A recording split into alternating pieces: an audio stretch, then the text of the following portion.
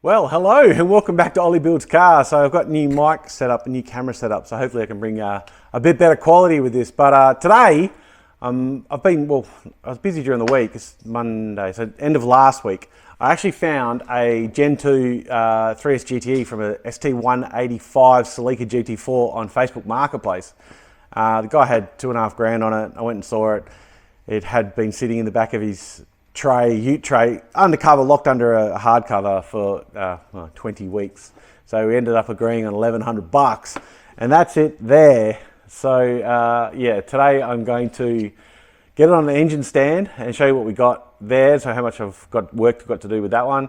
Plus, I'll show you another absolute crap job that I did the other day, which if anyone suggests helping them on their MR2 doing it, just say no, because getting the fuel tank out of an SW20 absolutely sucks. So yeah, let's have a little look at what we got.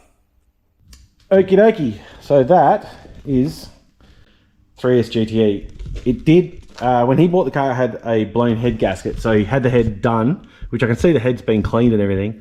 Obviously didn't seal it real well here with the exhaust gaskets, but it has got a metal head gasket, which you can see there.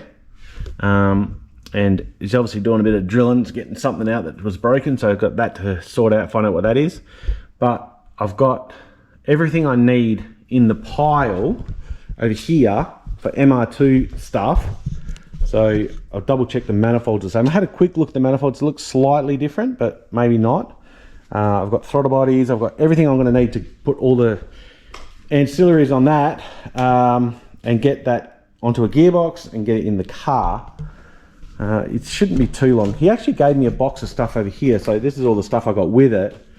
So all bits and pieces, but a whole bunch of new gaskets. So obviously new sump gasket and rear main seal housing gasket, some front housing gaskets and stuff like that. The oil pump gasket there, rear main seal there. So I've got that stuff, which is good, saved me having to buy it. And it's just basically a matter of stripping it down, tearing it down, and cleaning it up as best I can. This valve covers, cam cover's a bit yucky, but this one is a polished one. So I'll repolish that and get that on there as well. I'll go to my mate's workshop and chuck these all in a robo wash and robo wash everything, so it all comes up nice and clean. Somewhere around here I've got all the piping for that intercooler kit, so it's all polished and chromed, so that'll be good. So that's today's job, just basically get that on the engine stand today. It's all ready to go. But the other day in the other car, I got the fucking fuel tank out. Now that was a mission. If anyone's ever taken a fuel tank out of one of these things, it's an absolute mission. So I got it out, which was fantastic. I was pretty happy with the job that I did. It took me about an hour and a half, but there you can see what I'm going to deal with pretty soon. So that was the submerged part, which had fuel since 2009 still in it. And that's the rusty part. So the top half of the tank is crappy. If you can't really see it, but you see the bottom half's really good, but just when you come around, you can see the crap inside it. So it's just not good. There goes a bit more of it there. I'll send it off and get it dipped in, I think I dip it in caustic soda from memory, and see how it looks on the inside after that.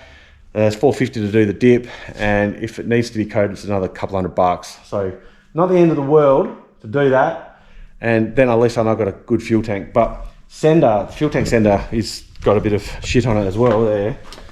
I'll try and clean that up and see if I can get it to work, but they're hideously expensive from what I can see on eBay. You can't get them new from Toyota, so people who've got new in box ones just want telephone numbers for them.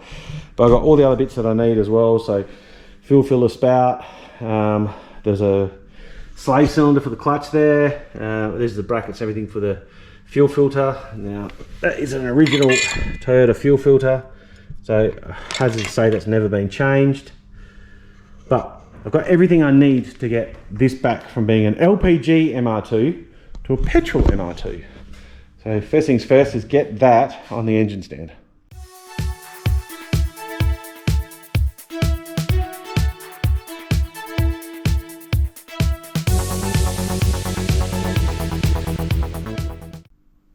Well, there you go. So that's on.